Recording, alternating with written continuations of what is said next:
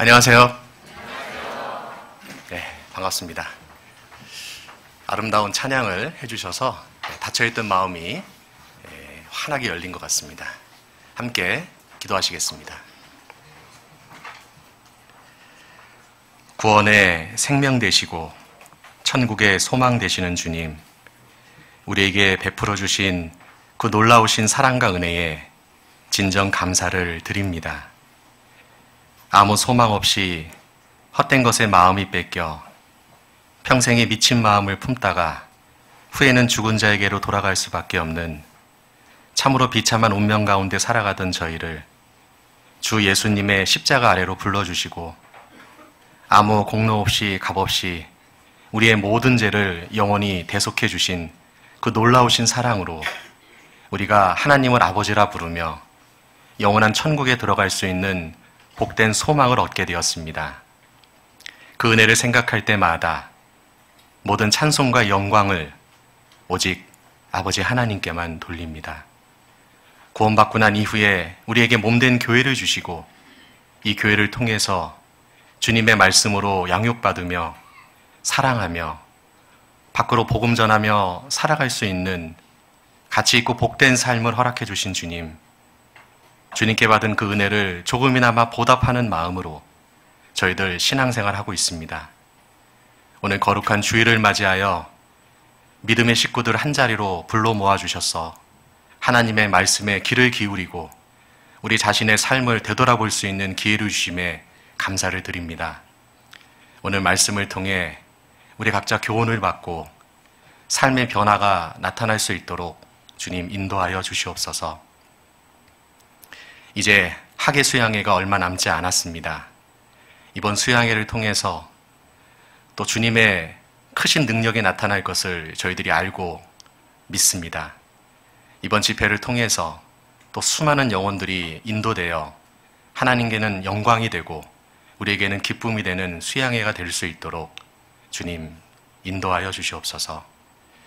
오늘 주일임에도 불구하고 혹시 이 자리에 참석하지 못한 우리 식구들이 있다면 그 이유가 어떠하든지 간에 있는 곳에서 주님의 영광을 나타내고 그리고 다음에는 함께 만나 교제 나눌 수 있도록 주님께서 자비를 베풀어 주시옵소서. 이제 말씀을 시작하는 시간입니다. 끝나는 시간까지 주 성령께서 이 가운데 함께하여 주실 것을 믿으며 언제나 우리를 사랑하시는 우리 구주 예수 그리스도 이름으로 기도드리옵나이다. 아멘. 성경 누가복음을 찾겠습니다. 누가복음 8장입니다.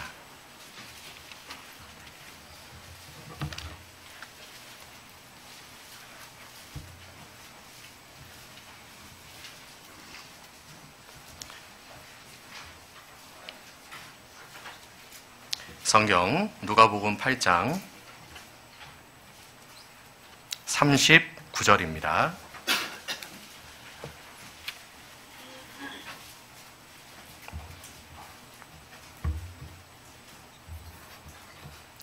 (39절을) 제가 읽어 올리도록 하겠습니다. 집으로 돌아가 하나님이 내게 어떻게 큰일 행하신 것을 일일이 고하라 하시니 저가 가서 예수께서 자기에게 어떻게 큰일 하신 것을 온 성내에 전파하니라.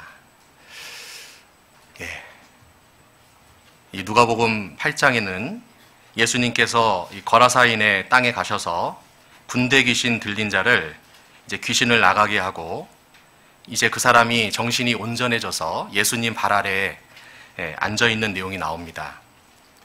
그때 이 귀신 나간 사람에게 예수님께서 너는 집으로 돌아가 하나님이 내게 어떻게 큰일 행하신 것을 일일이 고하라 이렇게 말씀했습니다. 이 동일한 기사가 마가복음에도 나오는데 이 마가복음에는 친속에게 돌아가서 고하라 이렇게 되어 있습니다. 친속은 바로 가족을 말하죠. 그래서 이 사람이 이제 예수께서 자기에게 어떻게 큰일 하신 것을 온 성내에 전파했다. 자, 이렇게 말하고 있습니다. 자, 다시 말하면 자기 가족들에게 복음을 전했을 뿐만 아니라 이웃 주민들에게 그리고 온 성내에 있는 사람들에게 복음이 전해졌다라는 얘기입니다.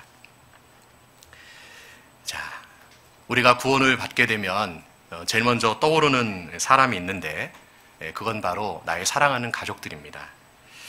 나의 부모, 나의 남편, 나의 아내, 나의 자녀들의 영혼을 건져야 되겠다는 생각이 듭니다. 그래서요, 오늘은 이제 이 개인 전도라는 제목으로 어떻게 하면 우리가 개인 전도를 좀 효과적으로 할 수 있을까? 특별히 가족 전도가 참 어렵고 힘든데 가족 전도를 잘하는 방법은 뭘까? 전도의 왕도는 없지만 그러나 성경에 나오는 일반적인 원칙은 있기 때문에 우리가 수양회를 앞두고 전도에 대한 좀 실제적인 방법들을 말씀을 통해 한번 상고해 보려고 합니다. 자, 성경에는 이 전도가 두 가지 모습으로 나옵니다. 하나는 교회 전도고 또 다른 하나는 개인 전도입니다. 이 교회 전도는 이 전문적인 훈련을 받은 전도인에 의해서 진행되는 집회라고 할 수 있고요. 그리고 이 개인 전도는 구원받은 사람이면 누구나 삶의 모든 상황에서 이제 구원의 필요성을 역설하고 집회 참석을 권유하고 그리고 상황이 된다면 개별적으로 성경을 풀어서 복음을 전하는 것, 이것을 개인 전도라고 할 수 있을 겁니다. 이 성경에 전하다라는 단어가 신약 성경에만 112번이 나옵니다. 그 중에서 6번 정도만 교회 전도, 다시 말하면 형식적인 설교, 전도 집회를 의미하죠. 그것을 말하고 나머지 거의 대부분은 개인 전도를 말한다고 할 수 있습니다. 그만큼 하나님께서는 개인 전도를 아주 중요하게 여기신다는 뜻이기도 합니다. 우리가 이제 구원을 받고 너무 기쁘고 감사하고 이제 천국에 갈 수 있게 됐다는 그 사실 하나만으로 정말 주님께 영광을 돌리는데, 그러나 한편으로 마음이 참 아픈 것은 가족들이 아직도 복음 앞으로 나오지 않고 그리고 고집을 피우고 그리고 주님을 거부하는 그 모습을 볼 때 정말 마음이 많이 아픕니다. 우리는 누구나 전도에 대한 중요성을 잘 알고 있습니다. 그럼에도 불구하고 막상 전도를 해보면 참 이게 쉽지 않다는 것을 많이 경험하게 됩니다. 그래서 이제 우리가 전도할 때 어떻게 하면 좀 더 효과적으로 전도할까? 사실 우리가 지혜가 부족해서 전도를 하는데 좀 많은 어려움을 겪는 것도 사실이거든요. 그래서 과연 성경에서는 전도를 어떻게 했는지, 주님은 전도하는데 어떤 방법을 원하시는지 말씀을 통해서 한번 생각해 보도록 하겠습니다. 자, 먼저 하나님께서는 이 구원받은 사람을 수단으로 해서 이 전도라는 방법으로 이뤄진 영혼을 구원하신다는 것을 우리가 좀 확실히 마음에 새겼으면 좋겠습니다. 이 성경에 보면 예수님께서 이제 십자가 사역을 단독으로 완성하신 것으로 나옵니다. 우리가 주님의 십자가에 우리가 개인적으로 보태준 게 아무것도 없습니다. 우리는 단지 그 사실을 믿음으로 말미암아 구원을 얻은 것이죠. 그래서 이제 우리가 믿어진 그 복음을 이제 다른 사람에게도 우리가 전해야 되는데, 이 고린도전서 1장 21절에 보면 하나님께서 말씀하시기를, 이 세상이 자기 지혜로 하나님을 알지 못하는 고로 하나님께서 전도에 미련한 것으로 믿는 자들을 구원하시기를 기뻐하셨다, 이런 말이 나오거든요. 전도에 미련한 것이다. 왜 전도를 미련하다라고 했을까요? 요즘은 이제 인터넷이 발달이 돼서 직접 가지 않아도 화상을 통해서 상대방을 만나서 이렇게 이야기할 수 있는 시대가 됐습니다. 그런데 전도는 그렇게 되지 않습니다. 전도는요, 예수님 당대나 지금이나 직접 가는 겁니다. 만나서 얼굴을 보고 핍박을 받고 간절하게 호소하는 가운데 한 사람 한 사람씩 주님께로 인도하는 거거든요. 그래서 세상 사람들은 그것을 가리켜 미련한 것이다 이렇게 얘기합니다. 그러나 구원받은 우리에게는요, 하나님의 능력이 그 안에 있는 겁니다. 그래서 우리가 전도하는 것은 바로 하나님의 능력을 전하는 것이기 때문에 직접 가서 만나서 그 사람들에게 복음의 필요성을 역설하고 주님께로 인도하는 것, 그것이 바로 전도라고 할 수 있을 겁니다. 자, 성경 사도행전 8장을 잠깐 보겠습니다.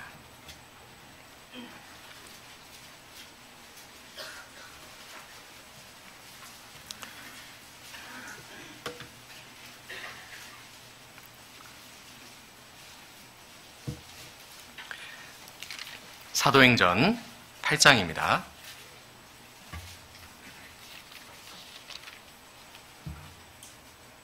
26절부터 제가 읽어드리도록 하겠습니다. 주의 사자가 빌립더러 일러 가로되 일어나서 남으로 향하여 예루살렘에서 가사로 내려가는 길까지 가라 하니 그 길은 광야라. 일어나 가서 보니 에디오피아 사람 곧 에디오피아 여왕 간다게의 모든 국고를 맡은 큰 권세 있는 내시가 예배하러 예루살렘에 왔다가 돌아가는데 병거를 타고 선지자 이사야의 글을 읽더라. 자, 이제 빌립은 집사입니다. 전문적인 훈련을 받은 전도인이 아니었습니다. 사도가 아니었죠. 그런데 직분이 어떠했든지 간에 모든 사람은 하나님의 전도자잖아요. 주의 사자가 빌립에게 나타나서 일어나서 남으로 향하여 예루살렘에서 가사까지 내려가는 길로 가라 그랬습니다. 이 지도를 보면 예루살렘에서 가사까지 내려가는 길까지 약 70km 정도 된다고 되어 있습니다. 70km면 가까운 거리는 사실 아닙니다. 당시에 교통수단이 발달한 것도 아니고 또 빌립의 상황으로 봤을 때 아마 도보로 이동했을 것 같은데 70km를 가려면 아주 오랜 시간이 걸렸을 겁니다. 아마 여러분이 빌립이었다면 이런 상황에서 어떤 반응을 보이시겠습니까? 왜 가야 되죠? 갈 때 교통비는 주시나요? 식대는 어떻게 합니까? 아마 이렇게 물어봤을 겁니다. 그런데요, 빌립은 준비된 전도자였습니다. 하나님께서 가라 하니까요, 27절에 일어나 가서 보니. 자, 전도는요, 기도만 하는 것이 아니죠. 기도는 필수지만 기도와 행함이 같이 동반이 될 때 전도가 되는 겁니다. 일어나 가서 보니 누가 있었느냐? 에디오피아 여왕의 모든 국고를 맡은 큰 관리가 이제 예루살렘에 예배하러 왔다가 자기 땅으로 돌아가는 길이었습니다. 병거에 앉아서 이사야서를 읽고 있었습니다. 그때 이제 이 빌립이 가서 물어봤죠. 야, 읽는 것을 깨닫습니까? 지도하는 사람이 없으니 어찌 깨달을 수 있겠습니까? 자, 여기 앉아서 저에게 좀 이 진리를 알려달라고. 그래서 빌립이요, 이 이사야서 성경을 가지고요 쭉 설명하는 가운데 바로 53장에 나오는 그 어린 양, 고난받는 그 어린 양은 바로 예수 그리스도다라는 것을 밝히면서 복음을 전하는 내용이 나옵니다. 35절, 빌립이 입을 열어 이 글에서 시작하여 같이 읽습니다. 예수를 가르쳐 복음을 전하니. 자, 복음이라는 것은 예수님을 전하는 거죠. 하나님이 살아계시고 성경이 사실이고 하나님 앞에 내가 죄인이라는 것을 알아도 구원받지 못합니다. 구원은 예수님이 이 땅에 오셔서 무슨 일을 하셨는지를 정확히 말씀을 통해 확인하고 그것을 믿을 때 내 마음속에 구원이 이루어지는 거거든요. 왜 기성교회에 복음이 없을까? 그들도 예수님 얘기하고 십자가 얘기하거든요. 그런데요, 가장 중요한 예수님을 가르쳐 복음을 전하니, 이것이 부족한 거예요. 이것을 아주 초보적인 것으로 생각하고 이것을 그냥 슬쩍 넘어가는 경우도 아주 많습니다. 이걸 강조하지 않습니다. 그러다 보니까 교회당 간 날이 구원받은 날이라고 이렇게 생각하는 사람들이 의외로 많습니다. 그리고 뭔가 은혜 받고 기도 응답 받은 날, 그날이 이제 구원받은 날이다. 이렇게 얘기합니다. 자, 기도 응답은 하나님의 살아계심을 이제 아는 것이고, 구원은 거듭나는 것이기 때문에 하나님의 존재 여부를 아는 것하고는 전혀 다른 겁니다. 자, 빌립이 이제 이 관리에게 예수를 가르쳐 복음을 전했습니다. 개인 상담을 했죠? 개인 전도를 한 겁니다. 자, 이처럼 성경에는 개인이 개인에게 복음을 전하는 내용이 아주 많이 등장을 합니다. 자, 우리가 개인 전도를 하는 것은요, 하나님이 우리에게 맡기신 의무라고 할 수 있습니다. 우리는 이 개인 전도를 어떤 선택이나 취미 활동으로 하는 게 아닙니다. 우리는 주님의 은혜를 받았고 생명을 얻었습니다. 생명이 있다라는 것은 생명이 있다라는 것을 다른 사람에게 증거해야 되는 거예요. 생명을 받은 사람이 그 사실을 이해하지 않고 있다면 정말 그 사람이 구원을 받았을까? 다시 한번 생각해 봐야 될 겁니다. 자, 하나님은요, 모든 사람이 구원을 받기를 원하십니다. 그리고 한 사람도 멸망하는 것은 하나님의 뜻이 아니죠. 에스겔서 33장에 보면 나는 악인의 죽는 것을 기뻐하지 아니하고 악인이 그 길에서 돌이켜 떠나서 사는 것을 기뻐하노라. 하나님 앞에 구원받지 못할 죄인은 아무도 없습니다.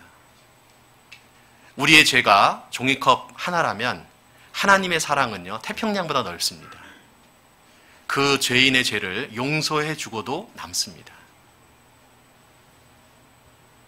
예수님께서도 이 전도에 대한 필요성을 말씀만 하신 것이 아니라 실제로 성경에 보면은요, 개인적으로 전도를 많이 하셨습니다. 마가복음 1장 38절에도 보면 다른 가까운 마을들로 가자. 거기서도 전도하리니 내가 이를 위하여 왔노라.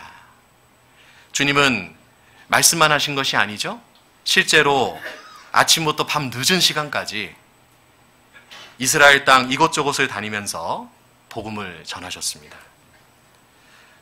예수님은 우리에게 전도하라 말씀만 하지 않으셨고 실제 본인이 전도의 본을 보여주셨다는 겁니다. 자, 요한복음은 예수님이 복음 전하는 내용이 아주 자세히 나오는 성경인데요. 요한복음 3장에 보면 한밤중에 찾아온 니고데모에게 개인적으로 거듭나야 된다라고 전도하셨습니다. 요한복음 4장에 남편 5명과 헤어지고 6번째 남편과 살고 있는 그 죄 많은 사마리아 여인에게 개인적으로 전도하셨어요. 그리고 요한복음 5장에 보면 베데스다 연못 옆에 있던 38년 된 병자, 그 병자를 걷도록 해주셨고, 요한복음 8장에 보면 간음 중에 잡힌 여인의 죄를 용서해 주셨습니다. 그리고 요한복음 9장에 보면 날 때부터 소경된 사람을 이제 침을 뱉어서 진흙을 이겨서 그의 눈에 바르시고 실로암 못에 가서 씻으라고 하셨습니다. 자, 이것은 이제 구원받기 전에 영적인 눈이 닫혀 있었는데 예수님을 만나서 영적인 눈이 열릴 것에 대한 그림자로 보여주신 겁니다. 자, 이처럼 주님은 이제 유대와 사마리아 땅을 두루 다니시면서 천국 복음을 전파하셨습니다. 이제 우리는 그 사랑을 받은 주님의 제자로서 주님의 그 길을 우리도 쫓아가야 됩니다. 주님께서는 말씀하시기를 너희는 온 천하에 다니며 만민에게 복음을 전파하라. 이 전파하라 이것은요 명령이죠. 명령은요 반드시 행해야 되는 겁니다. 만왕의 왕이신 하나님께서 복음을 전하기를 원하시고 그것을 명령하셨다면 우리는 그 명령에 순종해야 되는 것이 맞습니다. 자, 예수님께서 유언처럼 남기신 지상 최대의 명령이 있죠. 마태복음 28장에 나오는 말인데요. 너희는 가서 모든 족속으로 제자를 삼아. 그 얘기는 뭡니까? 구원받도록 하라는 거예요. 아버지와 아들과 성령의 이름으로 세례를 주고 내가 너희에게 분부한 모든 것을 가르쳐 지키게 하라. 이제 구원받고 그리스도인으로서 세워지는 일을 해야 될 것을 주님이 우리에게 명령하셨습니다. 아버지의 유언을 자식이 이행하려고 노력하죠.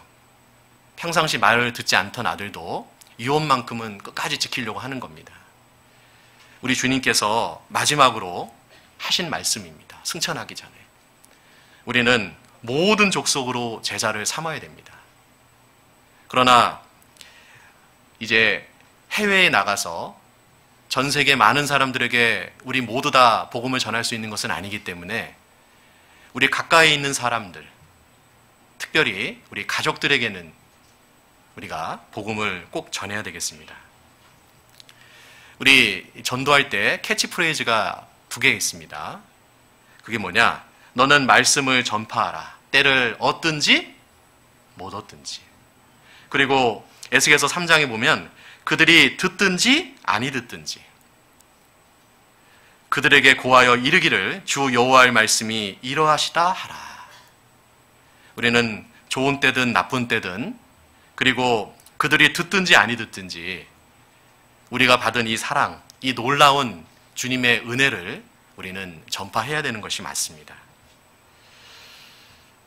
그래서 성경에는요, 특히 구약 성경에는 이 전도하는 사람을 가리켜 파수꾼이라고 이렇게 표현해 놨습니다. 이스라엘은 성 안에서 살았기 때문에 이제 성을 지키는 불침번이 항상 있었습니다. 그 사람은 파수꾼입니다. 한밤중에 파수꾼이 불침번을 쓰지 않고 잠을 잔다면 외적이 침입해서 성 안에 있는 모든 사람이 죽임을 당하겠죠. 그래서 불침번은 항상 눈을 뜨고 전방을 주시해야 될 의무가 있죠. 이런 파수꾼이요, 적이 침입하는 것을 봤습니다. 그럼 어떻게 해야 됩니까? 성 안에 있는 사람에게 큰 소리로 외쳐야죠. 만약 그가 외치지 않고 도망간다면 또는 그냥 자기 가족들에게만 얘기하고 자기의 책임을 회피한다면 이 사람은 군인으로 말하면 이제 군법 재판을 받아야 되는 그런 사람입니다. 아주 큰 중죄죠. 파수꾼은요, 반드시 알려야 되는 그런 책임이 있습니다. 자, 구원받은 그리스도인은요, 하나님의 파수꾼들입니다. 2011년입니다. 지금으로부터 한 7년 전인데요. 2011년 3월 11일 한 여인의 간절하면서도 다급한 목소리가 확성기를 통해서 울려 퍼졌습니다. 빨리빨리 높은 곳으로 도망가세요. 큰 쓰나미가 오고 있습니다. 그녀는 양손으로 마이크를 잡은 채 필사적으로 주민들의 대피를 호소했습니다. 순식간에 몰아닥친 쓰나미로 많은 주민들이 피해를 입었지만 그녀의 필사적인 방송으로 마을 주민 17,700명 중에 절반 이상, 약 9,000명 정도가 대피해서 목숨을 건졌습니다. 자, 그런데 그녀 자신은 15m가 넘는 쓰나미를 피하지 못한 채 파도에 휩쓸려 죽고 말았습니다. 자, 그녀는 누구냐? 바로 엔도 미키라는 24살의 젊은 아가씨입니다. 동아시아 대지진 당시 일본 미나기현 미나리 산리쿠 방제 청사에서 근무하던 공무원이었습니다.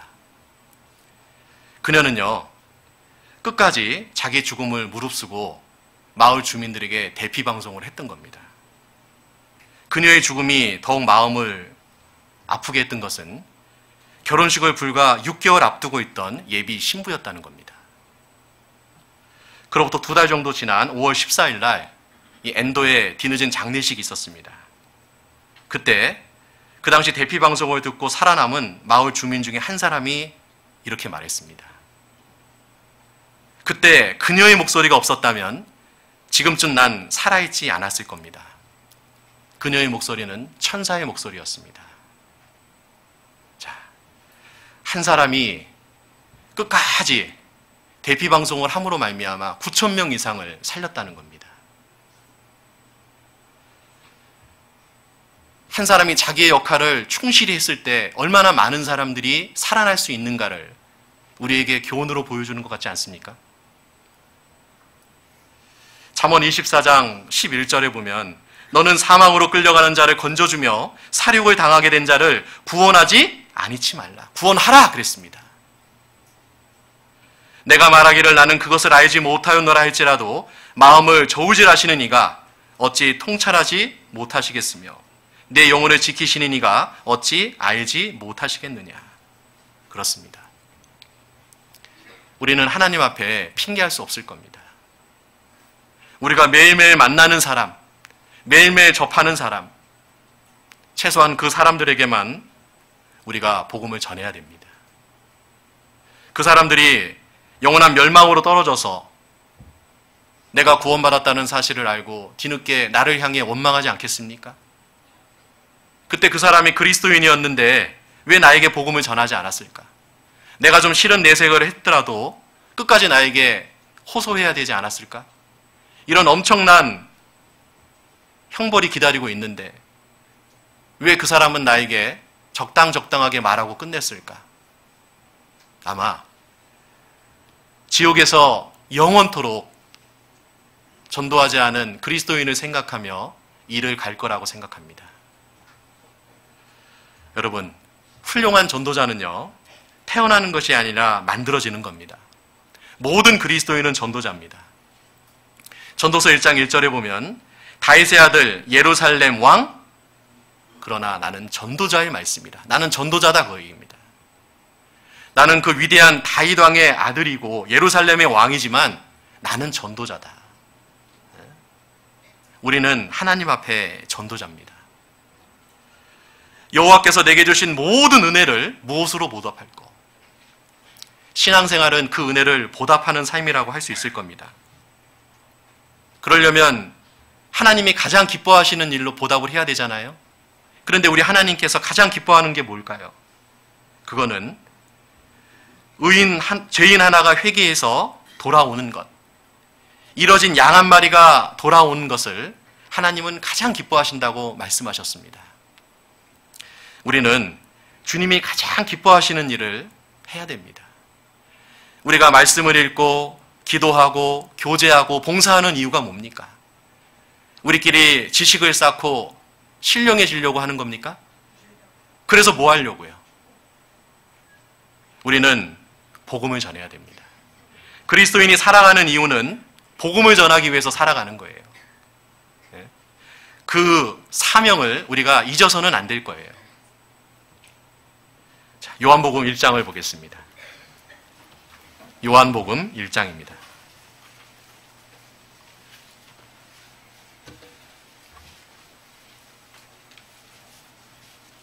요한복음 1장 40절입니다.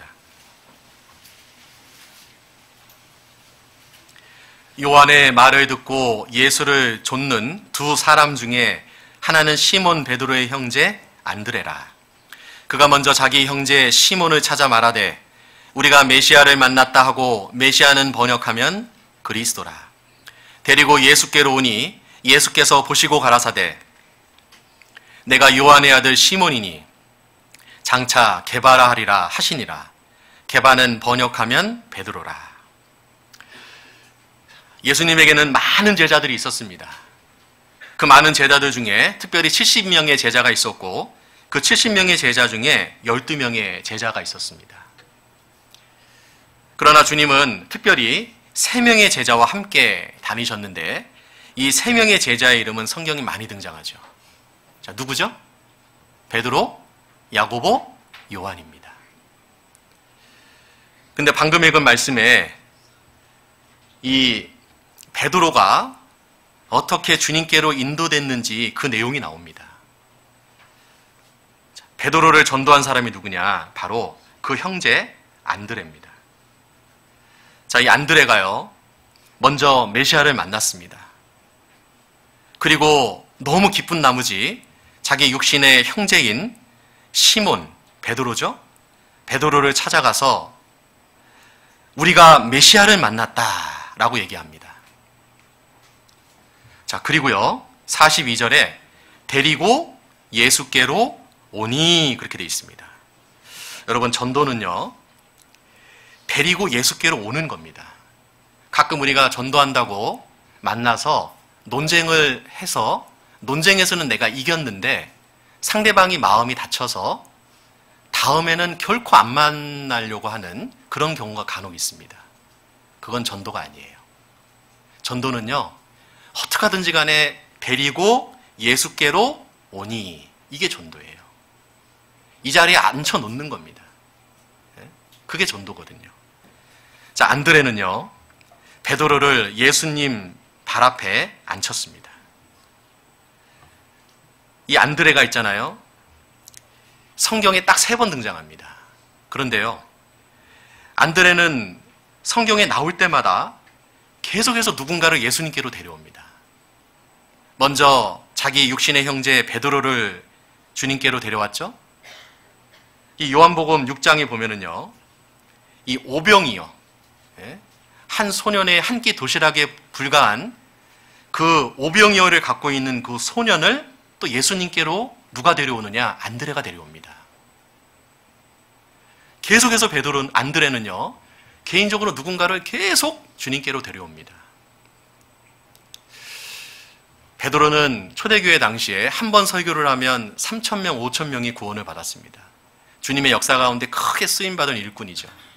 그러나 안드레는요, 큰 능력을 행했다라는 기사는 거의 찾아볼 수 없습니다.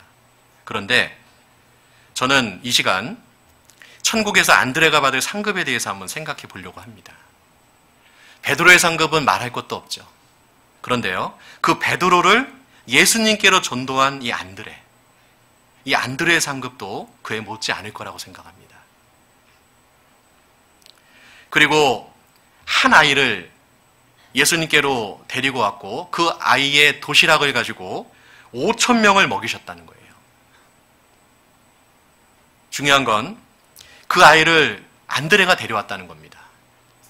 여러분, 아이들 전도하는 게 쉽습니까? 어렵습니까? 어렵습니다. 제가 어렸을 때만 해도 이 교회당에서 종을 치면서 사탕 한 문큼 갖고 지나가는 아이들한테 사탕 하나씩만 들면 다 들어왔습니다. 예? 아무 거리낌 없이 교회당에 다 들어와서 말씀 듣고 그랬습니다. 찬양하고. 근데 요즘은 어떻습니까? 요즘 아이들이요, 얼마나 풍족한지 그런 걸로는 인도가 안 돼요. 예? 얘야, 치킨 사줄 테니까 말씀 들으러 가자. 그러면 애가 뭐라 그럴까요? 아저씨, 제가 돈 10,000원 줄 테니까 저랑 놀러 가요. 애들이 아주 풍족합니다. 그런 걸로 안 넘어갑니다. 그런데 이 안드레는요, 아이에게도요, 아주 전도를 잘했던 것 같아요. 자, 아이들의 전도는 아이가 하는 것이 아니라 어른이 하는 겁니다. 그렇죠? 어른이 아이들을 전도할 때 그 아이들이 백지 상태에서 구원을 딱 받으면 자기 인생을 주님께로 완전히 드릴 수가 있거든요. 사실 나이 들어서 구원받기도 힘들 뿐더러 또 구원받았다 해도요, 자신을 온전히 주님께 드리지 못하는 경우도 간혹 볼 때가 있잖아요. 그런데 아이들은 그렇지 않습니다. 여러분들, 교회의 미래는요, 아이들에게 있어요.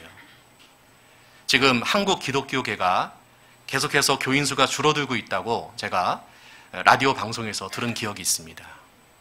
그 이유가 뭐냐? 전문가들이 얘기를 하는데 교회에 젊은이들이 없다는 거예요. 아이들이 없다는 겁니다.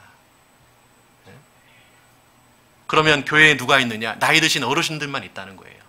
지금 유럽이 그렇죠? 미국이 그렇습니다. 그래서 교회당이 통째로 무슬림에게 넘어가고 있습니다.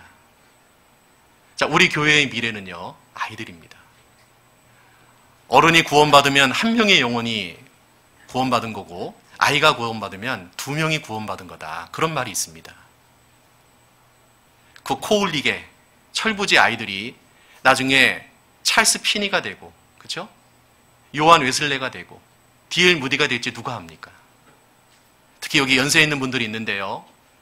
여러분들, 어린이들 전도하세요. 손자, 손주들 전도하시기 바랍니다. 그래서 그 손자를 전도하면 내가 이제 먼저 천국에 있으면은요, 손자가 열심히 살면 어떻게 될까요? 상급이 나에게 적립이 됩니다. 안 그러겠어요? 네? 여러분, 다단계 아시죠? 네.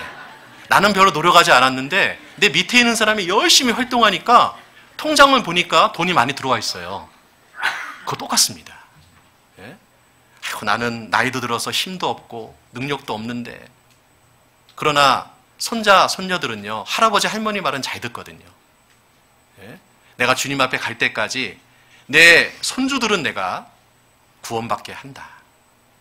그 마음으로요, 어린이들 전도하셨으면 좋겠습니다. 여러분, 에드워드 킴볼이라고 아시는지 모르겠어요. 에드워드 킴볼.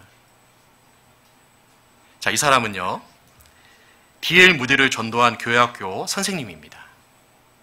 하루는 주일인데 무디가 교회학교에 나오지 않았습니다. 당시 무디는 구원받지 않은 상태였어요. 그래서 이 선생님이요, 이제 모든 일정이 끝나고 가정신방을 갔습니다. 근데 무디는 가정 형편이 너무 어려워서 당시 구두방에서 일을 하고 있었습니다. 선생님은 구두방까지 찾아가서 한켠에서 구두를 수선하고 있는 불쌍한 D.L. 무디를 봤습니다. 아, 너무 불쌍하다. 안 되겠다. D.L. 무디의 손을 잡고요, 무디에게 예수님을 전했습니다. 교회학교 선생님이 투박한 말로 복음을 전했는데 놀랍게도 무디가 그 자리에서 구원을 받습니다. 구원받은 무디가 평생 2억 명의 사람을 주님께로 인도했다는 거예요. 무디의 상급은 생각할 필요도 없죠. 엄청날 겁니다. 그러나 그 무디를 주님께로 인도했던 에드워드 킴볼, 이 형제님의 상급은요, 얼마나 대단할까요? 그죠? 그가 만약 무디에게 적극적으로 복음을 전하지 않았다면 어떻게 됐을까요? 여러분, 2억 명은요, 얼마나 많은 숫자인 줄 아세요? 당시 19세기 중후반에 전 세계 인구가요, 11억에서 12억밖에 안 됐대요. 그러니까 엄청난 사람에게 복음을 전한 거예요. 그런데 그 일을 가능케 했던 사람이 에드워드 킴볼이라는 겁니다. 여러분, 아이들에게 전도하셔야 돼요. 아이들의 영혼이 참 중요합니다. 아이들 집회에 관심을 갖고요, 우리 어른들이요, 적극적으로 동참해야 됩니다. 설령 구원은 받지 못할지라도요, 제가 얼마 전에 한 대학생 자매와 상담을 했는데 구원을 받았어요. 어떻게 말씀을 들었냐고 그랬더니 어렸을 때 자기 친구가 자기를 이 교회로 전도를 했는데 그때 구원을 못 받았대요. 그런데 이제 취업 무렵에 너무 취업이 힘들고 어려우니까 뭔가 의지하고 싶은 대상이 필요했던 거예요. 그런데 그때 부처님의 생각이 안 나고 예수님의 생각이 나더래요. 왜냐? 어렸을 때 말씀을 들은 기억이 있는 거예요. 그래서 자기 발로 교회로 왔습니다. 말씀 듣고 구원을 받았어요. 씨를 뿌리면은요, 당장 결실하는 것도 있지만 한참 있다 결실하는 것도 있거든요. 여러분, 우리의 수고가 결코 헛되지 않습니다. 아이들 정말 우리가 최선을 다해서 전도해야 될 거예요. 그리고 요한복음 12장에 보면은요, 또 안드레가 헬라인 몇 사람을 예수님께로 데려오는 내용이 나오거든요. 자, 안드레는요, 하여간 주님께 갈 때마다 누군가를 데려가는 거예요. 계속해서. 예? 우리도 집회를 하면은요, 항상 누구를 데려오는 분들이 있어요. 예? 이 개인 전도는요, 아주 중요한 겁니다. 어떤 분이요, 계산을 해봤답니다. 100명의 그리스도인이 해마다 한 명을 그리스도께로 인도하고 또 그 사람이 구원을 받아서 또 다음에 한 명을 주님께로 인도한다면 어떻게 될까? 놀랍게도 25년이 지나면 15억 명의 사람이 구원을 받는다라는 통계가 나왔습니다. 별로 안 놀라시네요. 네. 그 얘기는요, 우리가 한 해에 한 명을 인도해서 구원받게 하는 게 그렇게 어렵다는 거예요. 자, 그렇다면 이제 우리가 어떻게 전도할 것인가 한번 생각해 보겠습니다. 누가복음 5장입니다. 누가복음 5장.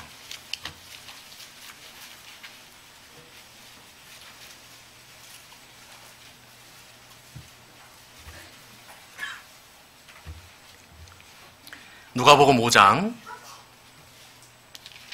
31절입니다.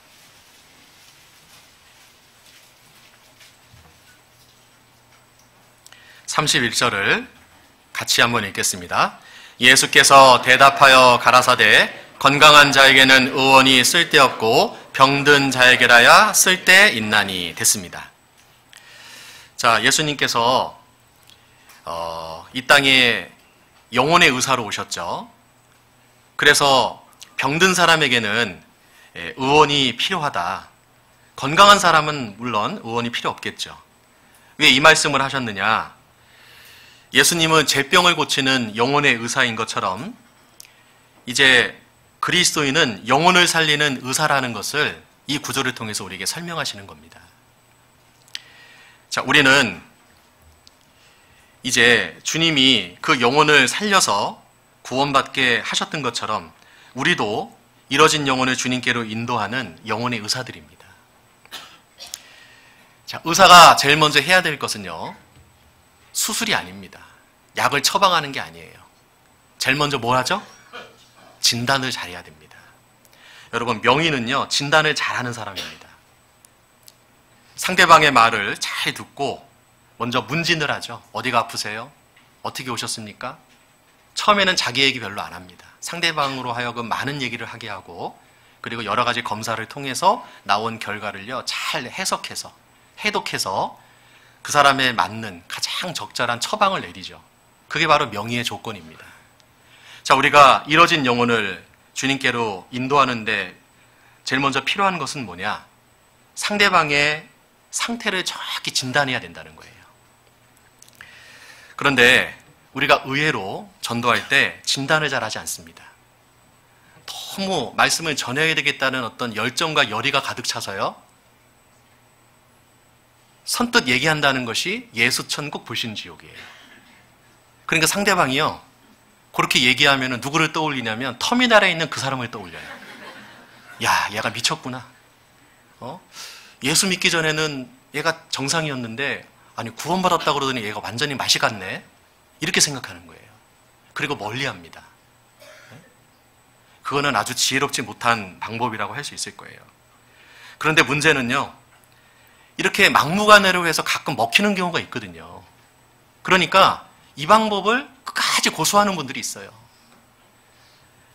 소가 뒷걸음질 치다가 가끔 쥐를 잡는 경우가 있어요. 장님이 더듬더듬 하다가 문고리 잡는 경우가 있거든요. 그러니까 그 방법을 계속 고수하시는 거예요. 그런데 이것은 현명한 방법이라고 할 수 없을 겁니다.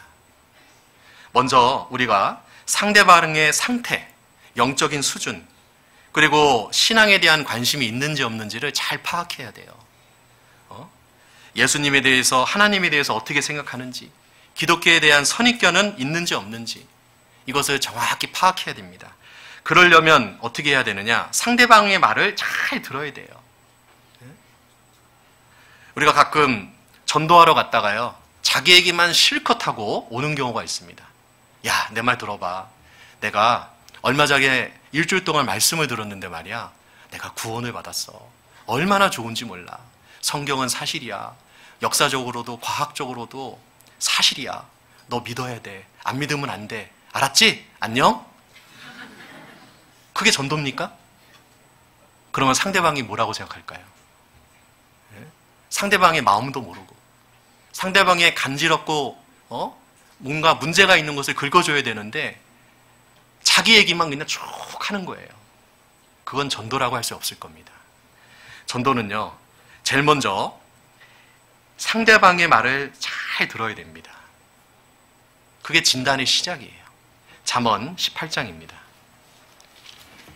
잠언 18장 13절입니다.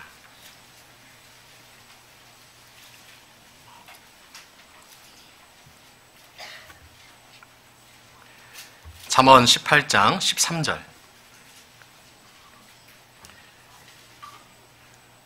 같이 읽겠습니다. 사연을 듣기 전에 대답하는 자는 미련하여 욕을 당하느니라. 자, 상대방이 지금 어떠한 상황에 있는지 중간에 말어리를 끊지 말고 충분히 자기 얘기를 할 수 있도록 인내심을 갖고 좀 들어줘야 됩니다. 들어주는 것만 잘해도요, 절반은 전도에 성공하신 거예요. 어떤 목사님이 수양회 때 어떤 할머니하고 상담을 하는데 이 할머니가 자기 얘기를 한 3시간 하더래요. 그런데 이 목사님이요, 끝까지 들어줬답니다. 언제까지 하는지. 할머니가 3시간 얘기하고 입이 아파가지고 아유, 이제 선생님도 좀 얘기해보라고 그러더래요. 그래서 이 목사님도 3시간 동안 얘기했대요. 꼼짝없이 할머니가 듣더래요. 자기가 한 게 있으니까. 네. 우리가 전도할 때 있잖아요. 상대방에게 자기 얘기를 좀 털어놓을 수 있도록 재치 있고 유익한 질문을 좀 무기처럼 갖고 있는 게 필요하다고 생각을 합니다. 좀 제가 하는 방법이기도 한데 여러분들도 한번 사용해 보시면 좋을 것 같아서 몇 가지 좀 소개해 드리면, 요즘 어떻게 좀 행복하십니까? 저는 그걸 좀 물어봅니다. 대부분 행복하지 않거든요. 예? 그러면서 이제 행복하지 않은 것을 이제 시작으로 해서 얘기를 쭉 이어나갑니다. 하나님에 대해서 어떻게 생각하세요? 종교를 믿어본 적은 있나요? 힘들고 속상할 때 주로 어떻게 해결하세요? 저 꽃은 왜 이렇게 예쁠까? 저게 우연히 저절로 저렇게 됐을까요? 자, 이런 식으로 상대방으로 하여금 자연스럽게 자기의 이야기를 할 수 있는 어떤 질문을 몇 가지 준비해 두시는 게 필요해요. 그리고 상대방이 이야기를 할 때는요, 말을 중간에 끊지 말고요, 고개를 끄덕끄덕 하면서 중간에 추임새도 좀 넣어주고. 추임새가 뭡니까? 아이고, 그래? 그렇구나. 이렇게 요것만 잘해줘도요, 상대방이 한 4시간 얘기해도요, 지치질 않아요. 예. 여러분, 요즘 커피숍이 왜 이렇게 장사가 잘 될까요? 예? 많은 돈 내고 왜 쓴커피 먹을까요? 자기 얘기를 하고 싶은 거예요. 커피숍에 가서 커피만 먹고 나올 거면 누가 커피숍에 갑니까? 카페에 가는 이유는 얘기를 하고 싶은 거예요. 그런데 그 누구도 내 얘기를 들어주지 않아요. 남편에게 얘기하려고 했는데 남편이 뭐라 그럽니까? 자자. 밥 못 나. 예? 아이들은 어때요? 예? 뭔가 얘기하려고 하면은요, 아이들은 자기 방으로 들어가서 문 닫고 들어가 버립니다. 사람들은 자기 얘기를 하고 싶은 거예요. 그런데 얘기를 들어줄 사람이 없어요. 그럴 때 우리가 그 사람들의 이야기를 공감해 주면서 끝까지 들어주면은요, 어떻게 되느냐? 경우에 합당한 말이 생각이 나는 거예요. 잠언 25장입니다. 잠언 25장 11절입니다. 같이 읽습니다. 경우에 합당한 말은 아로새긴 은쟁반의 금사가니라. 상대방의 말을 쭉 듣다 보면, 아하, 이 얘기를 해줘야 되겠구나, 이 말을 해줘야 되겠구나, 경우에 합당한 말이 생각이 나는 거예요. 잠언 15장입니다. 잠언 15장 23절입니다. 잠언 15장 23절 같이 읽습니다. 사람은 그 입의 대답으로 말미암아 기쁨을 얻나니 때에 맞는 말이 얼마나 아름다운고. 가장 적절하고 가장 때에 맞는 말을 했을 때요, 상대방은요, 마음이 열리는 거예요. 여러분, 전도는 내가 말을 많이 해야지 된다고 하는 그 어떤 부담감에서 좀 벗어났으면 좋겠어요. 전도는요, 상대방이 말을 많이 하는 거지 나는 말을 적게 하는 거예요. 상대방의 얘기를 쭉 듣다 보면, 아, 이 사람에게는 이 말을 해야 되겠구나, 이 말을 해주면 이분이 마음이 열리겠구나, 그게 이제 딱 계산이 되는 겁니다. 별 얘기 안 했는데 상대방이요, 굉장히 흡족해합니다. 특히 하나님에 대해서 거부감이 있는 그런 분들에게는요, 처음부터 하나님 얘기하면은요, 역효과가 나버려요. 어떤 목사님이요, 상담을 하는데, 이분이, 실제로 제가 들은 얘기입니다. 이분이 이분 저분 다 상담을 거쳤는데도 구원이 안 되는 거예요. 뭐 구원은커녕 아주 목사님은 곤란하게 만들고 아주 난처하게 만드는 그런 사람이었습니다. 그런데 이제 이분이 돌고 돌다가 본인 앞에 온 거예요. 하나님은 이래서 없고, 이래서 부정하고, 이래서 잘못됐고, 그러면서 이제 막 성경을 비난하고 그랬답니다. 목사님의 쭉 얘기를 듣고 처음으로 이런 말을 했대요. 한 번 죽는 것은 사람에게 정하신 것이요, 그 후에는 심판이 있으리라. 또 얘기를 안 했어. 또 상대방이 얘기를 막 하니까요, 또 그 다음번에 한 번 죽는 것은 사람에게 정하신 것이요, 그 후에는 심판이 있으리라. 계속 그렇게 얘기하니까 상대방이 재미가 없잖아요. 결국 그 상담은 뭐 더 이상 아무런 유익이 없이 끝났습니다. 그런데 이 사람이 이제 집에 딱 돌아가니까요, 목사님이 하신 말이 계속 생각이 나는 거예요. 그래, 한 번 죽는 것은 그래, 정해놨지. 나도 죽을 거지. 아, 그런데 그 후에 심판이 있다고 그러네. 그게 이제 자기 머리에 확 박힌 거예요. 그러면서 몇 날 며칠 그것이요, 머릿속에 뱅뱅 돌더랍니다. 뭐 하나님은 이래서 없고 이래서 잘못됐고, 그게 싹 날아가 버리고, 그래, 죽음은 심판이 있는데 나는 준비했나? 계속 이게 떠오르더래요. 예? 그 전에 얼마나 많은 목사님들이 얼마나 많은 얘기를 했겠어요. 그런데 그 얘기는 생각도 안 나는데 이 얘기만 딱 생각이 나는 거예요. 여러분, 많은 말을 하려고 해서는 안 됩니다. 잠언 15장 31절 31절 같이 읽겠습니다. 생명의 경계를 듣는 귀는 지혜로운 자 가운데 있느니라. 자, 이 듣는 귀가 있는 사람이 있습니다. 여러분, 귀 다 있으시죠? 네, 죄송하지만 듣는 귀는 별로 없어요. 우리가 남편 얘기, 아내 얘기, 자녀 얘기 잘 들으세요? 좀 얘기하다 보면, 야, 잠깐만, 넌 그래서 잘못된 거야, 말을 끊어버리잖아요. 우리는 듣는 귀가 의외로 없어요. 듣는 귀는 누구에게 있느냐? 지혜로운 자 가운데 있느니라. 잠언에서 말하는 지혜는 예수님을 말하거든요.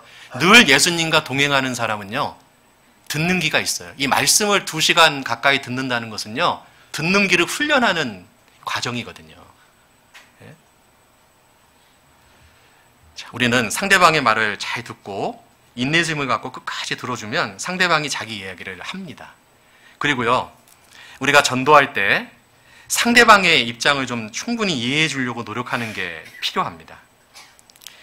이 상담학 책에 보면 이런 말이 나오더라고요. 상담이라는 것은 상대방의 신발을 신고 상대방의 옷을 입고 상대방의 안경을 쓰는 것입니다. 맞죠? 네? 어떤 사람이 자기가 갖고 있는 종교에 대해서 자랑을 합니다. 우리는 그 얘기를 듣고요, 터무니없는 소리 하지 말고 너 말씀이나 들어. 그러면 상대방의 마음을, 문을 딱 닫습니다. 왜 저 사람이 저런 종교에 심취하게 됐을까? 상대방의 신발을 신고 상대방의 옷을 입고 상대방의 안경을 쓰고 공감을 해주는 거예요. 그러면 상대방이요, 마음의 문을 활짝 엽니다. 저 사람이 예수님 믿는다고 하는데 내 얘기를 끝까지 들어주네? 그러면은 다음에 내가 예수님 얘기할 때도요, 상대방이요, 내 얘기를 들어주는 거예요. 이 전도는 전쟁이거든요. 병법서에 보면 잘하는 말씀입니다. 지피지기면 백전백승이라. 적을 알고 나를 알면 100번 싸우면 100번 이긴다. 적을 먼저 알아야 돼요. 적을 알려면 진단을 해야 되죠. 진단을 잘하지 못하면 그 전도는 실패할 가능성이 굉장히 높습니다. 잠언 26장입니다.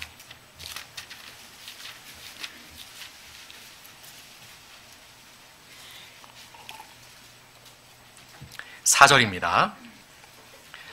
미련한 자의 어리석은 것을 따라 대답하지 말라. 두렵건대 내가 그와 같을까 하노라. 미련하는 자의 어리석은 것을 따라 그에게 대답하라. 두렵건대 그가 스스로 지혜롭게 여길까 하노라. 자, 같은 동일한 상황입니다. 미련한 자의 어리석은 것을 따라 대답할 때도 있고 대답하지 않을 때도 있다는 거예요. 어떨 때는 적극적으로 항변할 때도 있지만 어떨 때는요, 그냥 들어줄 때도 있는 거예요. 그 파악을 잘 하셔야 됩니다. 이걸 잘한 사람이 누구냐? 바울 사도였어요. 바울은 고린도전서 9장에서 내가 여러 사람에게 여러 모양이 된 것은 아무쪼록 몇몇 사람들을 구원코자 함이니. 바울은 자기의 모습을 고수하지 않았죠? 여러 사람에게 여러 모양으로 전도했다는 거예요. 대답할 때도 있고 대답하지 않을 때도 있고, 율법이 있는 자에게는 있는 것처럼, 없는 자에게는 없는 것처럼, 자유자에게는 자유한 사람처럼 여러 가지 모양으로 전도했다는 겁니다. 그래서 우리가 전도할 때 자기만의 전도 방법을 좀 터득하는 것이 중요합니다. 이제 골리앗이 나타났을 때 사울이 이제 다윗에게 자기 군복과 노투구와 갑옷을 줍니다. 이걸 입고 나가서 전쟁하라고. 자, 왕이 주는 거니까 얼마나 귀한 거겠어요. 예? 그런데 다윗이 그걸 입어보니까요, 자기에게 안 맞는 거예요. 사울에게는 너무 귀한 거고 값진 거지만 자기가 입어보니까 안 맞아요. 그래서 다윗이 이제 정중히 거절하고 뭘 갖고 가느냐? 막대기, 돌멩이, 그리고 물매를 딱 들고 나갑니다. 다윗에게 가장 적합한 무기는요, 바로 막대기, 돌멩이, 물매였어요. 자, 그런 것처럼 어떤 사람이 이런 방법으로 전도에 성공했다고 해서 나도 그런 방법을 동일하게 사용하면 성공할 수 있을까요? 성공할 수 없어요. 가끔 그런 경우 있잖아요. 야, 자매님, 어떻게 전도에 이렇게 성공했어요? 무슨 방법이에요? 얘기를 쭉 합니다. 그래, 나도 저렇게 해봐야지. 안 됩니다. 왜요? 상대방이 틀리잖아요. 그래서 전도는요, 어떤 자기만의 방법이 있고 상대방의 상황에 따라 적절하게 이렇게 좀 변형해서 우리가 전도할 필요가 있는 겁니다. 그리고 우리가 전도할 때 장애물이 의외로 많이 있는데 첫 번째 장애물이 뭘까? 그거는 바로 사람을 두려워하는 겁니다. 잠언 29장입니다. 25절입니다. 같이 읽겠습니다. 사람을 두려워하면 올무에 걸리게 되거니와 여호와를 의지하는 자는 안전하리라. 며느리가 시아버지한테 전도하는 게 어렵죠. 말단 직원이 사장님한테 전도하는 게 어렵습니다. 왜요? 사람을 두려워하는 마음이 있는 거예요. 사람을 두려워하면 올무에 걸리게 됩니다. 여러분, 세일즈맨이 굉장한 어떤 두려움과 부끄러움과 열등감을 가지고 세일즈할 수 있을까요? 없습니다. 세일즈의 기본은요, 최상품을 판다는 자신감이 있어야 돼요. 내가 판매하는 제품이 가장 좋은 제품이다라는 자부심이 있을 때 세일즈는 거기서 시작인 거예요. 자, 우리가 판매하려고 하는 것이 뭐죠? 복음이잖아요. 이 복음은 누구나 듣기만 하면 영생을 얻을 수 있는 최상품입니다. 이 복음에 대한 자신감이 우리에게는 있어야 돼요. 그리고 이것을 우리가 전할 때 상대방이 거절하고 그리고 핍박하고 하는 것에 대해서 우리가 두려워해서는 안 됩니다. 영업을 잘하는 분들이 하는 말이 있습니다. 상대방이 거절하는 것은 그것은 다음번에 또 오시라는 신호로 생각한다. 어때요? 맞죠? 상대방이 싫다라고 했을 때 그래? 그러면 나는 끝이야. 거기서부터 전도는 더 이상 진전이 없는 겁니다. 상대방이 싫다라고 얘기했는데 지난번보다는 그렇게 역정을 안 내네. 지난번에는 그냥 막 얼굴에 인상을 쓰고 그냥 바닥을 치면서 싫다고 그랬는데 오늘은 그냥 싫다고 그러네? 야, 이거 효과 있네? 다음번에 또 가면은 정말 효과 있겠는데? 또 가는 거예요. 그죠? 그런데 아이고 싫다 그랬으니까 이제 나는 전했으니까 이제 끝. 그러면은 이제 더 이상 전도는 안 됩니다. 그런데요, 처음부터 두 손을 들면서 우리를 환영하는 사람 봤어요? 네, 그런 사람은 없습니다. 네, 다 싫어합니다. 그래서 사람을 두려워하면은요, 올무에 걸립니다. 네, 여호와를 의지하는 자는 안전하리라. 자, 주님이 핍박받은 이 세상입니다. 주님의 제자들인 우리를 핍박하는 것은 당연한 거예요. 그래서 마태복음의 5장에 이렇게 나와 있죠. 나를 인하여 너희를 욕하고 핍박하고 거짓으로 너희를 거스려 모든 악한 말을 할 때에는 너희에게 복이 있나니 기뻐하고 즐거워하라. 하늘에서 너희 상이 큼이라. 너희 전에 있던 선지자들을 이같이 핍박하였느니라. 욕 한마디 먹으면은요, 어떻게 생각하라고요? 기뻐하고 즐거워하래요. 상급이 쌓인다는 거예요. 이 말씀을 우리가 실생활에 적용할 수만 있다면 욕할 때 좌절할까요? 기뻐할까요? 기뻐할 수 있는 거예요. 한마디 더 해라, 더 해라. 그러지 않겠어요? 왜? 상급이 쌓인다는 거예요. 야이! 막 이러면은 상급이 쌓이는 거야. 그렇죠? 그러면 상대방 욕할 때마다 얼마나 기쁘겠어요.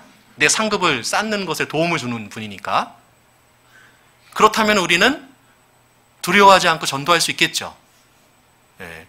우리 앞에 있는 선지자들도 편안하게 복음 전하지 않았다는 거예요. 예수님 당대에도 마찬가지고 지금도 마찬가지입니다. 그리고 우리가 이제 전도할 때 장애물 두 번째는요, 우리가 의외로 기도를 잘 하지 않습니다. 기도하지 않는 것은요, 전도는 내일이라고 생각을 하는 거예요. 그러니까 자기 마음대로 하겠다는 건데, 여러분, 전도는 내일입니까? 주님 일입니까? 죄송하지만 주님의 일이에요. 우리는 그 주님의 일에 동참하는 거예요. 나의 남편, 나의 아내, 나의 부모가 구원받으면 누가 제일 기뻐할까요? 내가 제일 기뻐할 거라고 생각하는데 나보다 더 기뻐하시는 분이 주님이세요. 우리는 주님이 하시는 그 일에 쓰임 받는 거예요. 그러니까 구원받는 것을 가장 원하는 분은 바로 주님이라는 거예요. 그러니까 그 주님께 우리가 기도를 해서 전도할 수 있는 지혜, 그리고 시기, 그리고 그 사람의 마음도 하나님께 부탁하는 것이 맞는 겁니다. 가끔 우리는 시간이 없어서 기도하지 못한다, 그런 얘기를 할 때가 있습니다. 그 사람은요, 시간이 있어도 기도하지 않습니다. 기도는요, 시간이 많을 때 하는 것이 아니라 가장 중요한 시간을 잘라서 주님께 드리는 거예요. 우리는 교제하는데 1시간을 할 수 있고 전도하는데 많은 시간을 보낼 수 있지만 기도하는데 1시간 하기는 참 힘듭니다. 왜냐하면 기도가 그만큼 어렵다는 거예요. 사도행전 6장 4절에 보면 우리는 기도하는 것과 말씀 전하는 것을 전무하리라. 당시 사도들에게 이제 주어졌던 것은 기도하는 것과 말씀 전하는 것, 이것을 전무한다라고 했는데, 우리가 말씀과 기도가 항상 병행돼야 될 것을 말하는 겁니다. 새는 날개가 2개죠. 날개가 하나면 아마 제대로 날지 못할 거예요. 우리가 높은 하늘로 비상하려면 기도하는 것과 말씀 전하는 것을 분리해서는 안 될 겁니다. 그래서 뒤에 우리가 했던 유명한 명언이 있습니다. 기도는 하나님의 자녀가 가진 가장 무서운 무기다. 마귀는요, 우리가 교제하고 봉사하는 거 무서워하지 않습니다. 심지어 우리가 말씀 보는 것도 무서워하지 않아요. 그러나 마귀가 가장 무서워하는 것은 우리가 창조주 하나님께 기도하는 것을 가장 무서워합니다. 왜요? 기도하면 하나님의 능력을 이끌어낼 수 있거든요. 그걸 마귀가 잘 아는 거예요. 그래서 기도할 때 자꾸 잡념을 일으키고 딴 생각을 일으키고 다른 할 일거리를 만들게 하는 거예요. 집중하지 못하죠? 마귀가 하는 괴계입니다. 여러분, 전쟁터에서요, 본부와 통신이 끊기면 어떻게 될까요? 자, 그 사람은요, 자기는 죽을 뿐만 아니라 아군에게도 피해를 줄 수가 있어요. 자, 영적인 전쟁에서 하나님과의 통신이 끊임없이 필요합니다. 전도의 상황을 보고하고 필요한 것들을 요청하고 상대방의 마음을 움직여줄 것을 기도로 계속해서 간청해야 될 거예요. 그러지 않으면은요, 하나님과의 통신이 두절되면 그때부터는요, 나 혼자 너무나 힘든 싸움을 하는 거예요. 그러다 지치고 포기하고 마는 거죠. 이 마가복음 9장에 보면 제자들이 귀신 들린 아이를 고쳐주지 못하는 사건이 나옵니다. 그때 예수님이 귀신을 쫓아내니까 제자들이 예수님께 물어봅니다. 우리는 어찌하여 능히 귀신을 쫓아내지 못했습니까? 예수님 말씀에 기도 외에 다른 것으로 이런 유가 나갈 수 없느니라. 예수님도 하나님께 기도했기 때문에 귀신을 쫓아낼 수 있었다는 거예요. 자, 예수님도 기도했는데, 그래서 하나님의 능력으로 귀신을 쫓아냈는데 우리가 기도하지 않는다면 어떻게 되겠습니까? 그 사람의 마음의 중심을 꽉 붙잡고 있는 그 마귀를 마귀 소나기에서 그 영혼을 끄집어내려면 우리는 하나님께 기도해야 됩니다. 기도를 항상 힘쓰고 기도에 감사함으로 깨어있으라. 우리를 위하여 기도하되 하나님이 전도할 문을 우리에게 열어주사. 여러분, 전도할 문이 있다는 거 아세요? 이 전도할 문을요, 죄송하지만 강사가 여는 것도 아니고 내가 여는 것도 아닙니다. 전도할 문은요, 하나님이 여시는 거예요. 마게도니아 첫성 빌립보에서 루디아가 구원받을 때 사도행전 16장에 보면 주께서 그 마음을 열어, 주님이 루디아의 마음을 열었다라고 되어 있거든요. 여러분, 강팍한 사람의 마음을 여는 건, 내가 잘해서 그 사람의 마음의 문이 열리는 건 한계가 있어요. 주님이 그 사람의 마음의 문을 열도록 하는 겁니다. 그리고 우리가 전도의 장애물 세 번째가 우리의 은밀한 죄입니다. 사람이 죄가 있으면은요, 하나님께 기도도 안 될 뿐더러 하나님의 능력을 받을 수도 없고 하나님의 역사에 동참할 수도 없는 거예요. 그런데 우리 가운데 공개적인 죄를 갖고 있는 사람은 거의 없습니다. 그런데요, 참 안타까운 것은 그리스도인에게도 은밀한 죄가 있다는 거죠. 나만 알고 있는 죄, 아직까지 버리지 못한 그 은밀한 죄가 나의 발목을 붙잡고 있는 거예요. 어떤 형제님이 구원을 받고 부모님을 전도하려고 그렇게 노력했는데 안 됐대요. 하루는 주님께 기도하다가 자기 이제 아마 들렸겠죠. 자기만 아는 음성이 들렸대요. 버려라 그러더래요. 하나님 뭘 버립니까? 지금 아버지 어머니 구원받게 해달라고 기도하는데. 그런데 기도할 때마다 계속 버려라 버려라 음성이 들리는 것 같더래요. 그래서 하루는 트렁크를 열었는데 그 트렁크에 낚싯대가 딱 있었답니다.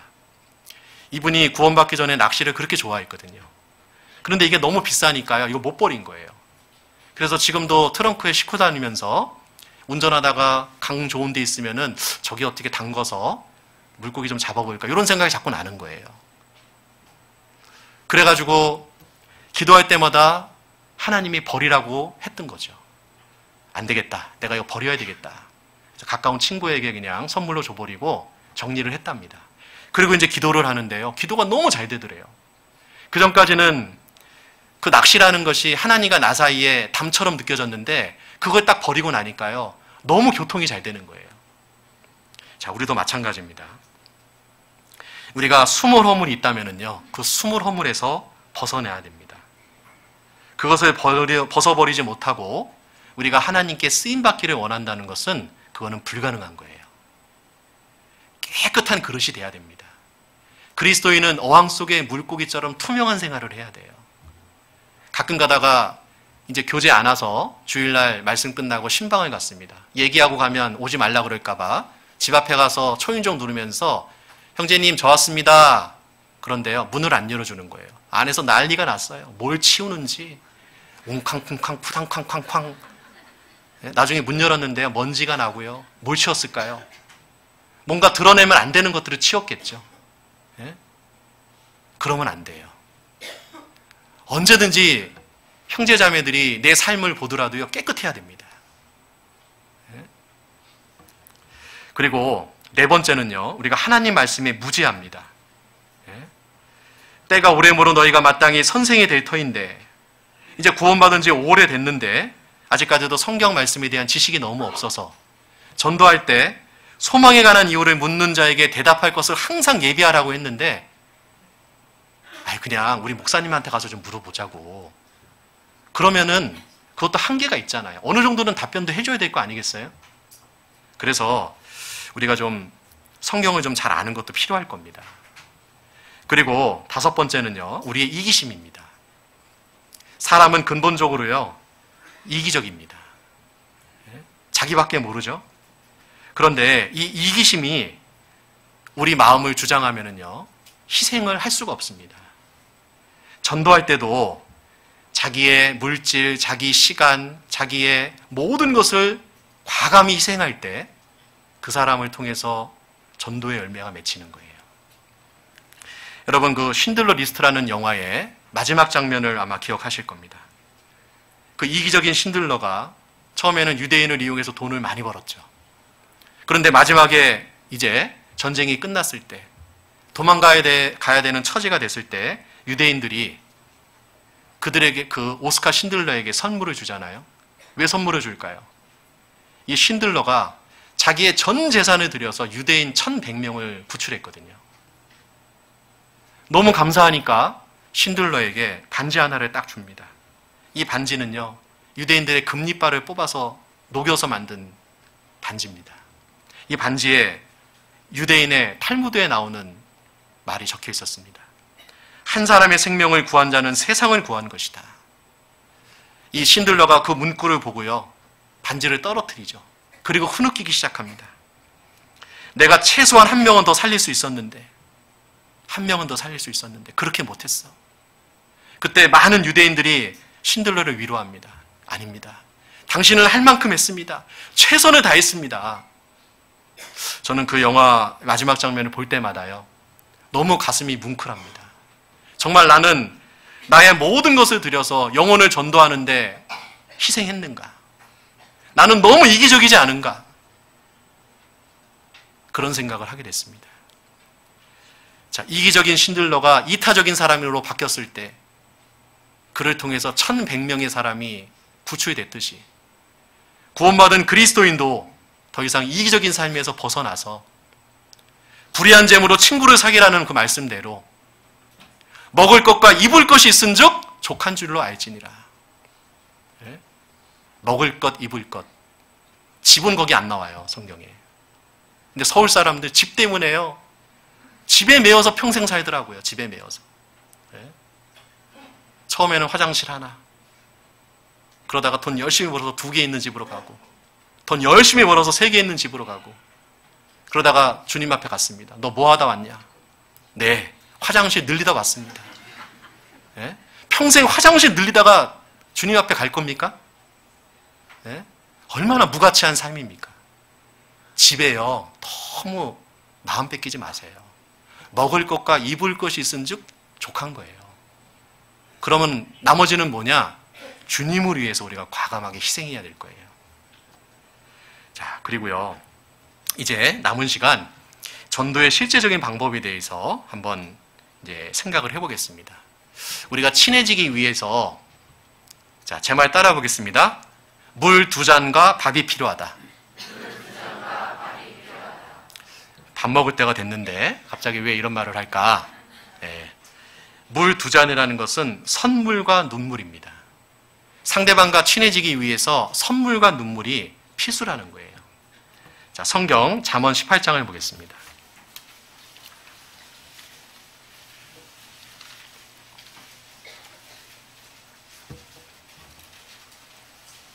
잠언 18장 16절입니다.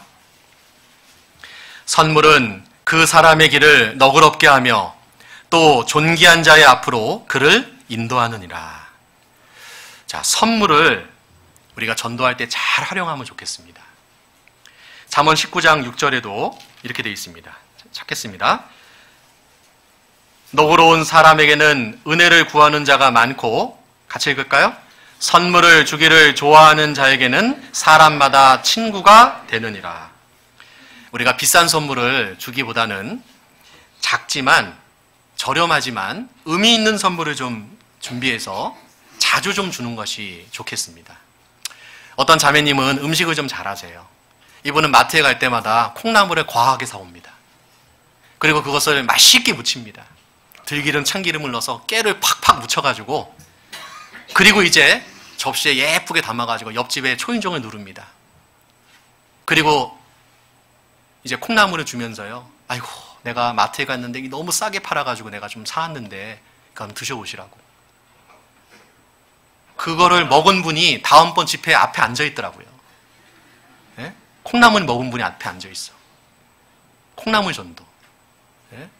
돈도 많이 들지도 않아요.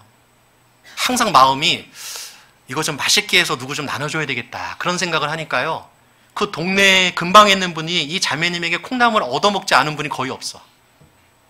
그러니까 전도할 때도 편한 거예요. 왜? 먹은 게 있으니까. 네. 거부는 못할 거 아니에요. 그래서 전도를 참 잘하세요. 우리가 선물 주는 것을요, 좀 즐기셨으면 좋겠어요. 그런데 문제는요, 선물하겠다라고 얘기하고 안 주면은요, 그 사람하고 원수가 됩니다. 그러니까 선물은 예정하고 주면 안 되고요, 서프라이즈 해주면 좋아요. 갑자기 갖다 주면은요, 작은 선물도 굉장히 좋아합니다. 예.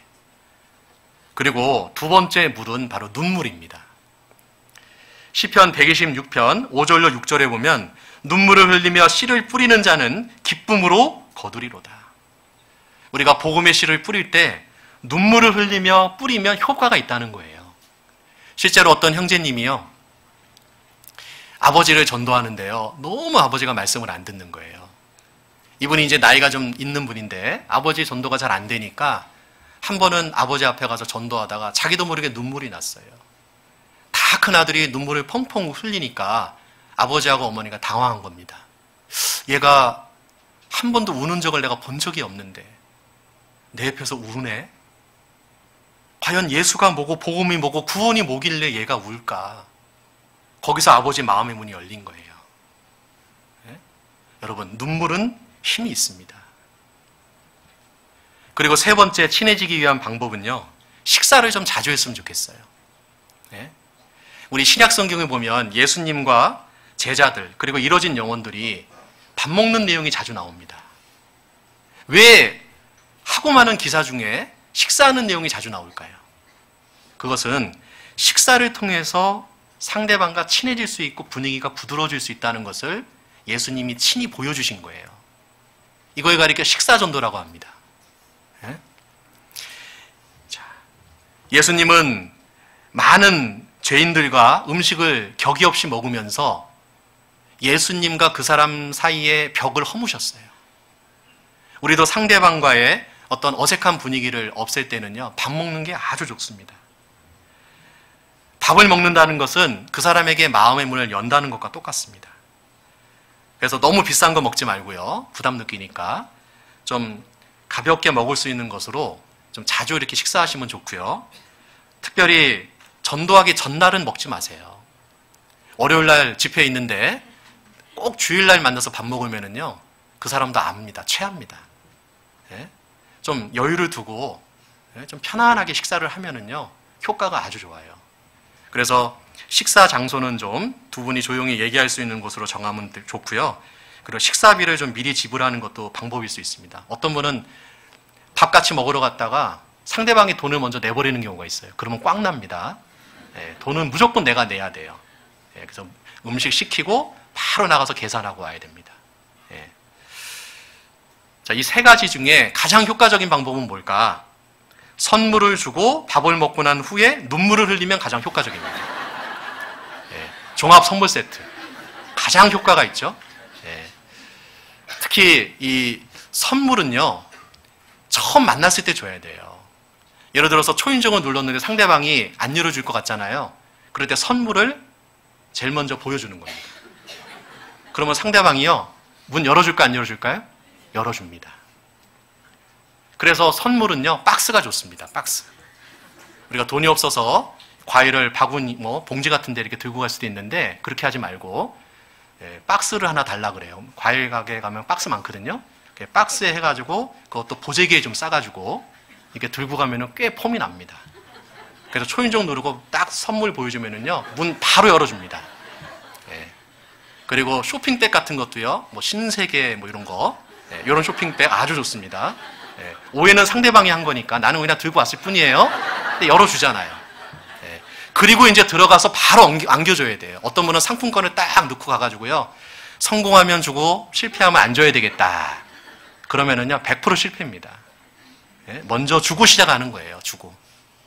그러면은요, 상대방이요, 거절하지 못할 거예요. 그래서 선물 주는 것도 요령이시 좀 주면 좋겠습니다. 그리고 이제 남은 시간에 제가 또 말씀드릴 것은 전도의 전략을 세울 때 필요한 것이 전도 수첩을 좀 만들었으면 좋겠습니다. 전도 수첩. 우리가 전도할 때 좀 주먹구구식으로 전도하는 경우가 많거든요. 그러다 보니까 꼭 집회 앞두고 반짝 나타나서 선물 주고 밥 먹고 상대방이 안 듣겠다 그러면 또 사라졌다가 또 집회 앞두고 또 만나서 밥 사주고 선물 주고 또 사라지고 그러면은 상대방이 그 흐름을 알아요. 그래서 날 딱 만나자 그러면 너 집회에 있구나, 이렇게 얘기하거든요. 이걸 방지하기에 가장 좋은 것은 수첩 하나를 만드는 거예요. 1,000원짜리면 스프링 달린 수첩을 만들 수가 있습니다. 살 수가 있는데 그 수첩을 딱 열면 맨 앞장에 구원받아야 될 사람을 우선순위로 한번 쭉 적어보세요. 아버지, 남편, 뭐 아이들 쭉 한번 적어보세요. 그리고 맨 첫 장에 아버지, 두 번째 장에 어머니, 세 번째 장에 남편, 그리고 그 사람들과 내가 이제 전도하는데 어떤 일을 했는지를 날짜와 함께 메모를 좀 해보세요. 몇 년 몇 월 며칠 선물을 줬다. 몇 년 몇 월 며칠 밥을 먹었다. 그때 반응도 좀 적고. 그래서 체계적으로 관리를 하면은요, 어떤 효과가 있냐. 이제 집중적으로 전도하고 잠수 탔다가 또 나타나고 이런 일은 없어지는 거예요. 제가 이 방법을 어떻게 터득했냐면, 보험 모집인들의 수첩을 본 적 있으세요? 요즘은 태블릿으로 많이 하는데, 좀 나이 드신 보험 모집인은 지금도 수첩을 사용합니다. 그 수첩에 보면은요, 이 다이어리에 몇 년 몇 월 며칠 누구 만나서 꽃 줬다, 뭐 병문안 갔다, 돌잔치 갔다, 다 적혀 있는 거예요. 거기 다 다니는 거예요. 그래서 제가 물어봤어요. 이분들이 다 고객이냐고. 그러니까 예, 고객은 고객인데 예비 고객이래요. 보험 들지 말지도 결정이 안 됐어요. 그런데요, 자기 수입의 거의 절반을 거기다 쓰는 거예요. 그러니까 이분이요, 그 지점에서는요 항상 탑입니다. 그럴 수밖에 없죠. 자기 수입의 거의 대부분은요 고객 관리하는 데 쓰는 거예요. 얼마나 체계적으로 관리를 잘하는지. 그리고 병원에 가서도요, 꽃 선물해 주면서요 보험 들라는 얘기 한마디도 안 하는 거예요. 아이고 많이 아프지, 위로해주고 격려해주고 말동무 해주고 그리고 가고. 그러면은요 어떻게 될까요? 다음번에 보험 들 일이 있으면 그분이 생각이 난다니까요. 여러분, 전도수첩 한번 만들어 보세요. 전도수첩. 제가 구역에서 이 얘기를 했더니 구역장님이 그러더라고요. 제가 결심했습니다. 뭘 결심했는데요, 우리 구역 식구들에게 제가 자비로 수첩을 1,000원짜리 수첩을 내가 사가지고 다 나눠주겠습니다. 그리고 내가 한 달에 한 번씩 검사하겠습니다. 그러더라고요. 그래서 한번 해보세요. 뭐 검사는 안 할지라도. 그러면 효과가 있습니다. 예. 자, 그리고요, 이제 지문, 이거 1시간 더 해야 되는데, 나중에 또 기회가 없겠지만, 또 기회가 되면 한 번 더 얘기하고요. 갈라디아서 6장을 보겠습니다. 갈라디아서 6장.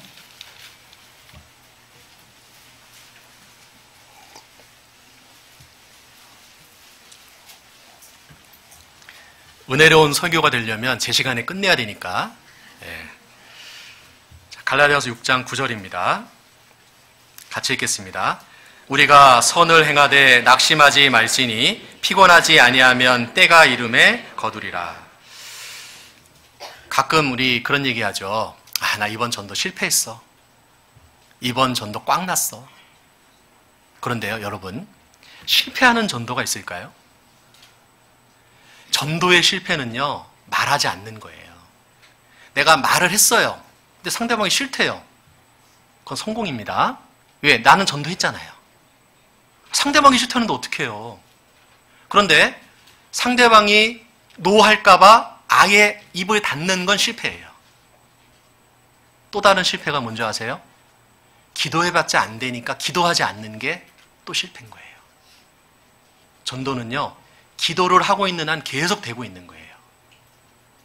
그리고 만날 때마다 한마디라도 하고 오면 전도는 성공입니다. 선을 행하되 낙심하지 말지니. 왜 이 말이 적혀 있을까요? 낙심할 때가 많다는 얘기예요. 피곤하지 아니하면, 영어 성경에 포기하지 아니하면 이렇게 돼 있죠?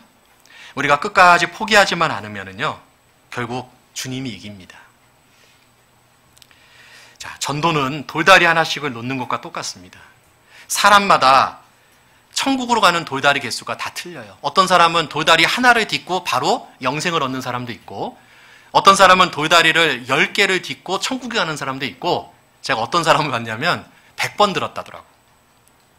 저보다 더 많이 알아, 성경을. 얼마나 전문가인지 몰라요. 100번을 들었으니 얼마나 전문가겠어요. 자, 그 사람에게 천국 가는 돌계단은요 100개입니다. 100번 듣고 구원받은 거예요. 사람마다 돌다리 개수가 다 틀린 거예요. 그런데요, 99개 돌다리 놓다가 마지막 하나 때 좌절하고 포기하면 결국 그 영혼은 이루어지는 겁니다. 물은 100도가 돼야 끓습니다. 99도가 돼도요 전혀 끓을 조짐이 안 보입니다. 여리고성은 마지막에 총 13바퀴를 돌 때 무너졌지 12바퀴 될 때는요 꿈쩍도 안 했다는 거예요. 그 마음을요 하나님이 움직이시는 겁니다. 한 번 찍어서 안 넘어갔어요. 10번 찍어야죠. 10번 찍어서 안 넘어갔어요. 100번, 1000번 찍어야죠. 죽기 살기로 찍어야죠. 될 때까지 해야죠. 그런데 죽기 살기로 해보셨어요? 여기 살아계신 거 보니까 죽기 살기로 안 하셨네요. 그렇죠? 1000번 찍어도 안 넘어가면 어떡합니까? 전기톱으로 쓸어버려야죠. 그냥. 어떤 방법을 동원해서라도 그 사람의 영혼을 열고 하나님 말씀 앞으로 인도하도록 우리가 최선을 다해야 될 겁니다. 전도는 전쟁입니다. 사무엘상 17장에 보면 전쟁은 여호와께 속한 것이니 라고 되어 있어요. 이 전도 전쟁은요 하나님의 전쟁이고 우리가 그 가운데 동참하는 겁니다. 주님께 끝까지 기도하고 또 이 전쟁은 나 혼자만 하는 전쟁이 아닙니다. 주님은 우리에게 교회를 주시고 교회를 통해서 하나된 마음으로 전도하기를 원하십니다. 혼자 하면 너무 힘들어요. 그러나 같이 하면은요 잘할 수 있거든요. 감당할 수 있거든요. 그래서 교회가 우리에게 아주 중요한 겁니다. 에디슨이라는 미국의 발명가가 있습니다. 실패는 성공의 어머니다 뭐 이런 말을 했는데 이 에디슨이 했던 유명한 말이 있습니다. 자, 인생에서 실패한 사람들 중 대부분은 그들이 포기하는 그 순간이 자신이 성공에 얼마나 가까이 다가왔는지 깨닫지 못한다. 조금만 더 하면 구원받을 수 있는데 마지막 순간에서 그 조금을 하지 못해서 포기하고 마는 겁니다. 자, 마지막 말씀 이사야서 52장. 이사야서 52장입니다.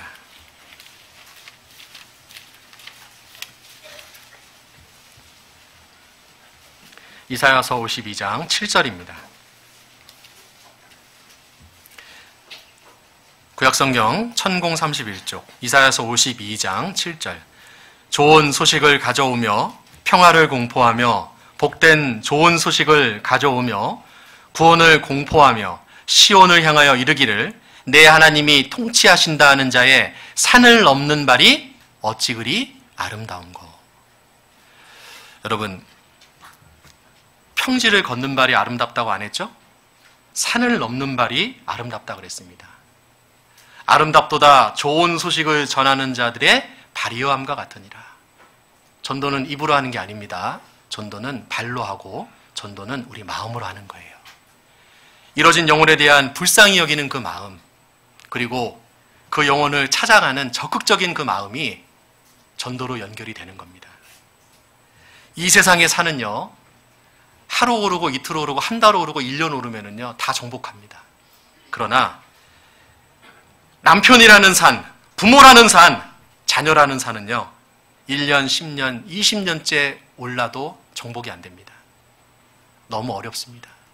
그래서 우리는 가족 전도를 포기하고 그냥 중간에 멈추고 말았습니다. 언제까지 쉬실 겁니까? 잠깐 재충전을 위해서 휴식은 필요하지만 그러나 포기는 없습니다. 너는 아침에 씨를 뿌리고 저녁에도 손을 거두지 말라. 이것이 잘 될는지 저것이 잘 될는지 혹 둘이 다 잘 될는지 알지 못함이니라. 자, 손을 거두지 말라 그랬어요. 항상 전도를 해야 되겠다라는 그 마음과 열정이 우리로 하여금 손을 거두지 못하게 하는 겁니다. 자, 제 말을 한번 따라해 보겠습니다. 주 예수를 믿으라. 그리하면 너와 내 집이 구원을 얻으리라.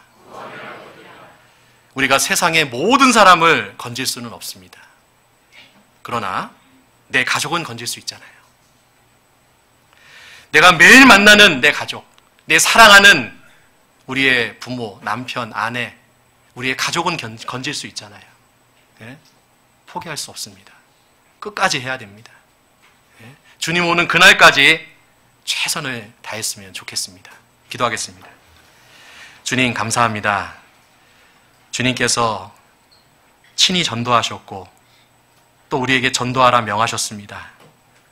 주님의 그 엄한 명령을 받은 우리가 전도에 최선을 다하고 있지 않습니다. 아버지 하나님, 이뤄진 영혼, 특별히 가족들을 눈앞에 두고 있습니다. 그들의 영혼을 생각할 때마다 눈물이 앞을 가립니다. 하나님, 그 영혼들을 주님 십자가 아래 인도할 수 있도록 저희들이 지혜와 모든 간구를 다할 수 있기를 원합니다. 주님 도와주시고 인도하여 주시옵소서. 이제 학예 수양회가 얼마 남지 않았습니다. 이 수양회에 우리 사랑하는 가족들 인도해서 거듭나는 놀라운 역사를 맛보고 하나님과 함께 기뻐할 수 있도록 주님 인도하여 주시옵소서. 오늘 함께해 주신 은혜에 감사드리며 언제나 우리를 사랑하시는 우리 구주 예수님 이름으로 기도드렸습니다. 아멘. 은혜 찬송 31장 같이 하시겠습니다.